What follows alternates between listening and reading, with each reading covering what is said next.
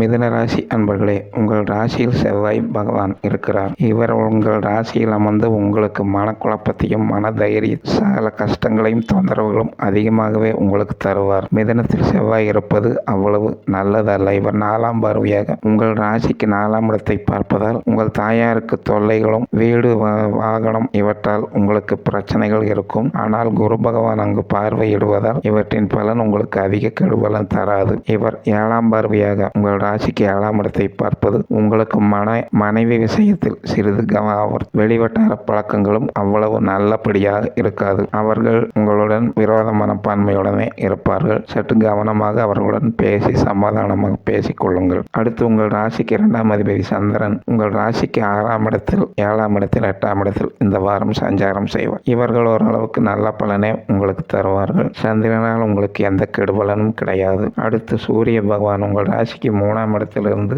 3ஆம் இடம் சூரியன் நல்ல பலனை தருவார். உங்கள் 7ஆம் இடத்தை 10ஆம் இடத்தை சூரியன் பார்ப்பதால் உங்களுக்கு தொழில் ஓரளவுக்கு நல்ல பலன்களை இருக்கும். மொத்தத்தில் சூரியன் உங்களுக்கு கெடுபலன்கள். சூரியன் குரு பார்வையிலிருந்து சூரியன் உங்களுக்கு நல்ல பலன்கள் அதிகம் தருகிறார். அடுத்து உங்களுக்கு புதன் பகவான் உங்கள் ராசிக்கு 12ஆம் அதிபதி, ராசிக்கு 3ஆம் இட அதிபதியாக புதன் பகவான். உங்கள் புதன் பகவான் 4ஆம் இடத்தில் இருப்பது உங்களுக்கு சில உடல்நல பிரச்சனைகளும் தொந்தரவுகளும் சுகஸ்தானம் இருந்தாலும் குரு பார்வை 4ஆம் இடத்தை பார்ப்பதால் பெரிய கெடு பலன்கள் இருக்காது. உங்களுக்கு பக்தி மார்க்கத்தில் இந்த வாரம் வெளியூருக்கு ஏதாவது கோவிலுக்கு செல்ல உங்களுக்கு முடியுமானால் கோவிலுக்கு சென்று வாருங்கள். அடுத்து சுக்கிர பகவான் உங்கள் ராசிக்கு இவர் 5ஆம் இடத்தில் அமர்ந்திருக்கிறார். இவர் உங்களுக்கு 5ஆம் இடத்தில் சுக்கிரன் இருப்பது மிக நல்ல பலன்தான். இவர் சுக்கிரன் உங்களுக்கு லாபங்களையும் தன லாபங்களும் தொழில் பொருள் வரவுகள் இவற்றை சுக்கிரன் நல்லபடியாகவே உங்களுக்கு 5ஆம் இடத்தால் பார்வையால் நல்லதே செய்வார். இவர் 11ஆம் இடத்தை பார்ப்பதால் உங்களுக்கு எந்தவித கெடுபலன்களும் இல்லை.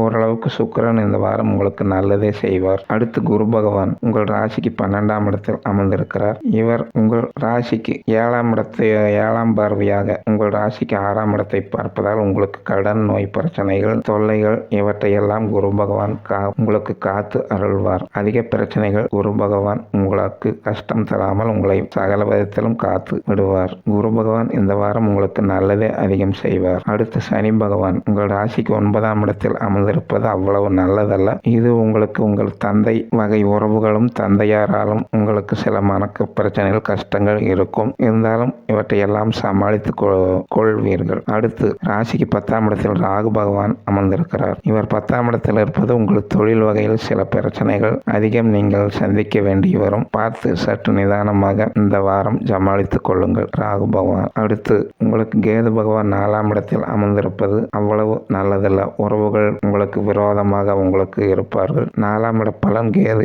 நல்லதல்ல. ஆனாலும் குரு பார்வை இருப்பதால் ஓரளவுக்கு சமாளிக்கக்கூடிய தைரியத்தை குரு பகவான் உங்களுக்கு வழங்குவார். மொத்தத்தில் இந்த வாரம் உங்களுக்கு நல்லதும் கெட்டதும் கலந்த வாரம். சுபம்.